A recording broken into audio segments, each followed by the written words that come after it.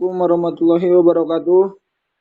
Saya dari kelompok 2, anggota kelompok saya Paskarian Adinda ingin menjelaskan tentang manusia dan kehidupan.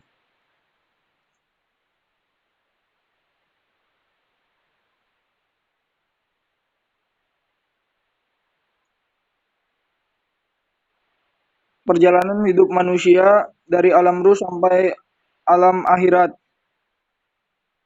Kehidupan manusia merupakan perjalanan panjang, melelahkan, penuh liku-liku, dan melalui tahapan demi tahapan.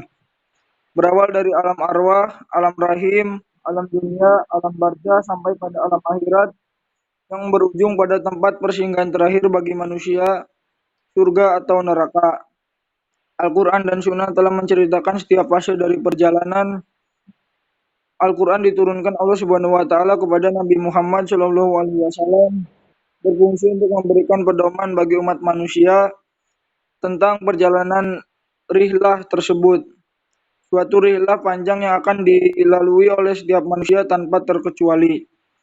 Manusia yang diciptakan Allah Subhanahu wa Ta'ala dan tidak ada menjadi akan terus mengalami proses panjang sesuai rencana yang telah ditetapkan Allah Subhanahu wa Ta'ala.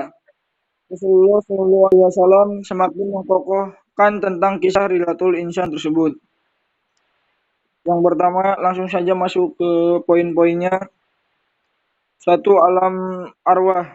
Persiapan pertama, Allah Subhanahu wa Ta'ala mengambil perjanjian dan kesaksian dari calon manusia, yaitu ruh-ruh manusia yang berada di alam arwah.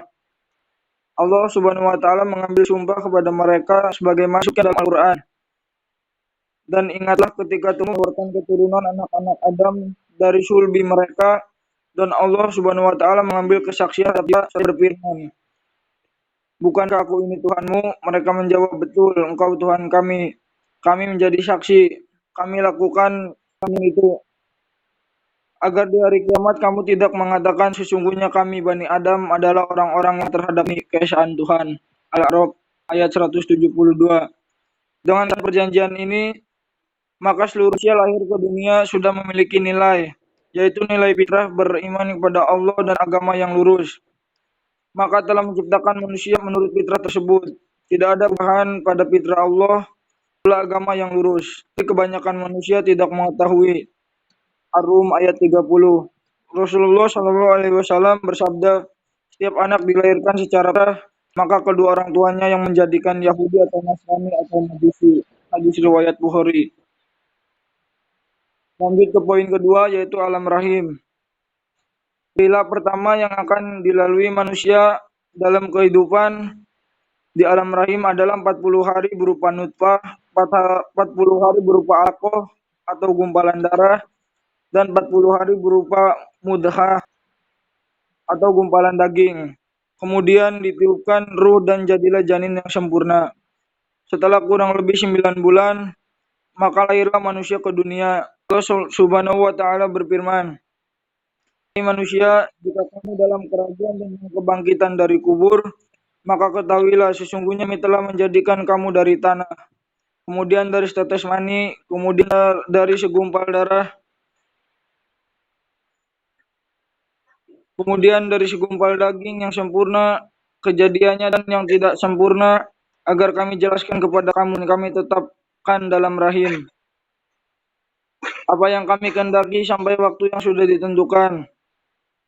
Kemudian Kami keluarkan kamu sebagai bayi, kemudian dengan angsur-angsur kamu sampailah kepada kedewasaan, dan di antara kamu ada yang diwafatkan dan ada pula di antara kamu yang dipanjangkan umurnya sampai pikun, supaya dia tidak mengetahui lagi sesuatu pun yang dahulunya telah diketahuinya.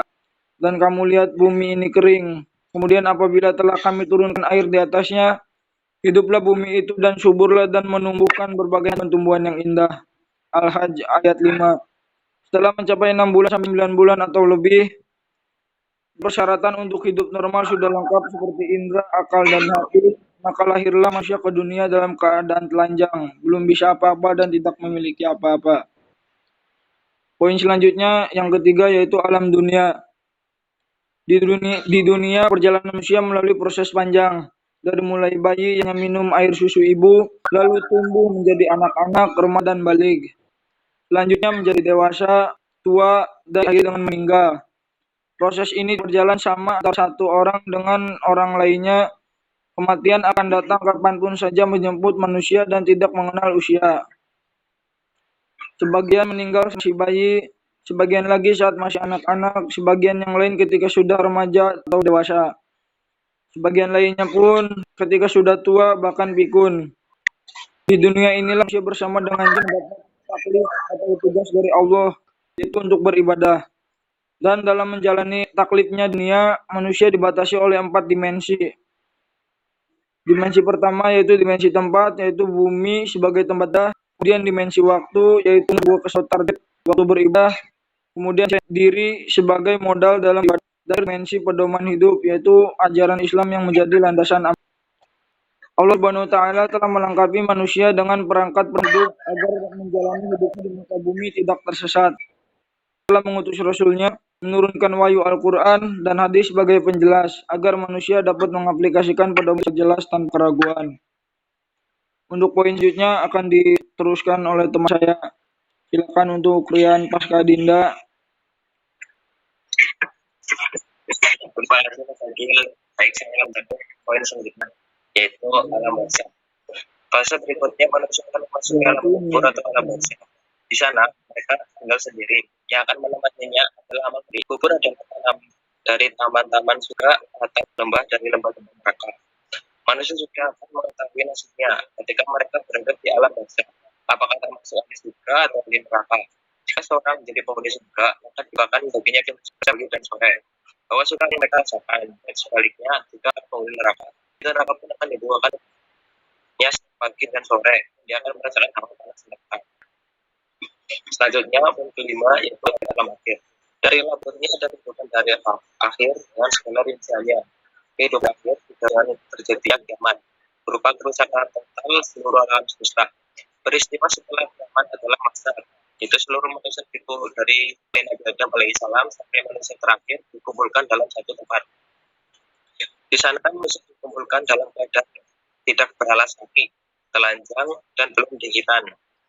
Saat itu matahari sangat dekat, jaraknya sekitar 1 mil, sehingga mengalirlah keringat dari tubuh manusia sesuai dengan amalnya. Peristiwa berikutnya itu hisab atau perhitungan amal dan mizan timbangan amal bagi manusia. Ada yang mendapatkan proses hisab dengan susah payah tapi dilakukan dengan sangat teliti dan rinci, dan sebagian yang lain mendapatkan hisab yang mudah.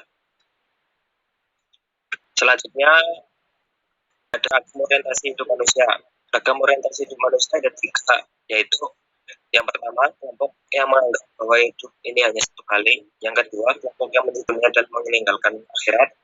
Dan yang ketiga, kelompok yang menjadikan dunia sebagai sawah ladang untuk bercocok tanam dan hasilnya akan dinikmati di akhir nanti. Selanjutnya yaitu tujuan dan fungsi kehidupan manusia dan yaitu khusus dalam pandangan Al-Quran. Tujuan dan fungsi kehidupan manusia adalah untuk mengabdi kepada Allah Subhanahu wa taala dan memerintahkan jin untuk manusia melainkan secara mengabdi hukum. Dan fungsi kehidupan manusia adalah sebagai abdi Allah, manusia sebagai khalifah Allah Subhanahu wa taala di bumi. Manusia diciptakan untuk beribadah yang bertujuan untuk menumbuhkan takwa, kemudian di balik ketakwaan ada kesuksesan, dan puncak Allah adalah Allah taala.